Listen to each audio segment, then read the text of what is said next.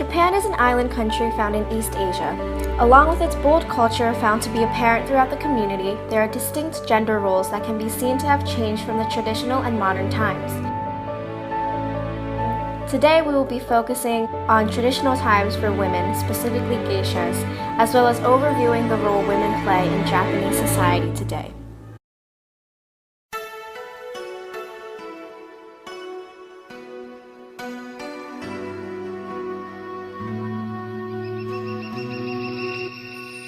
Geisha in Japanese can translate to art person.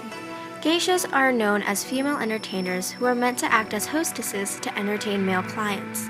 They perform traditional music, dance, or converse with their customers.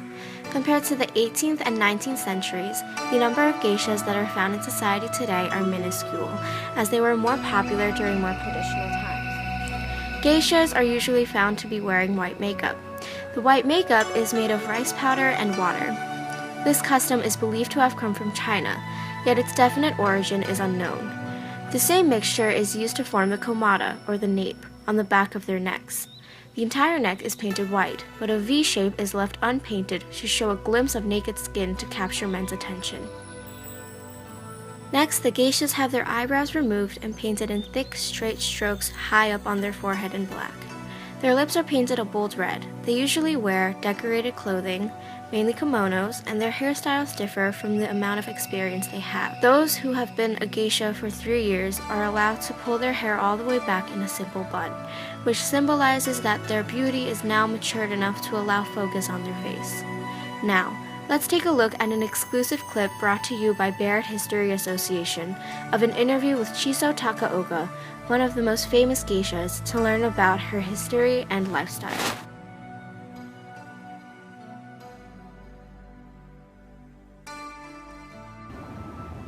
Konnichiwa. Hello, my name is Chiso Takaoka, although I'm more commonly known as my geisha name, Yoha. Currently, I'm one of the many geishas living in the Okiya, a geisha house that is in one of the flower towns, although we call them Hanamachis. So tell me, how did geishas come about? Well, in the 18th century, the demand for entertainment dramatically increased and the need for entertainers like myself appeared.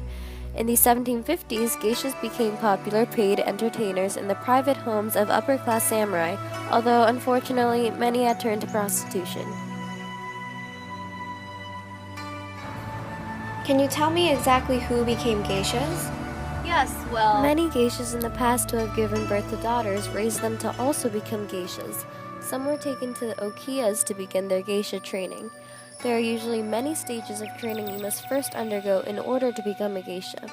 Most begin training at a very young age, and I personally started at age 4. Those who are old enough to work but aren't quite up to the skill level as geishas and are at an age of less than 21 are considered to be maikos, or geisha apprentices. Maikos earn half the wage geishas do. Interesting. Can you further explain the history of geishas?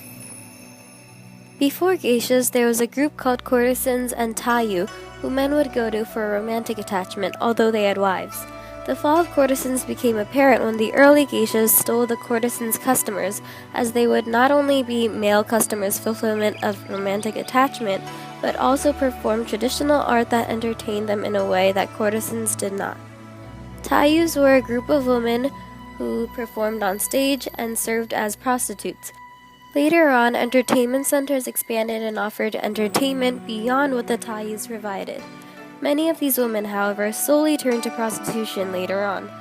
Those who upheld their status in these entertainment centers became what are known today as geishas. The idea of geishas back then seemed so ideal, an entertainer who was both a romantic and a talented figure. However, later on, many early geishas became solely entertainers as opposed to both entertainers and prostitutes. Those whose geisha careers were inclusive of the roles of prostitutes and entertainers continued their jobs until prostitution became illegal in the early 1900s. Today, however, a common misconception of geishas is that they are badly influential and sexual figures. However, this is not the case. Geishas are solely meant to be a good company and have good intentions, which is to entertain their guests in forms of art. That's very interesting, and thank you for being here. Well, thank you for having me, and arigatou gozaimasu.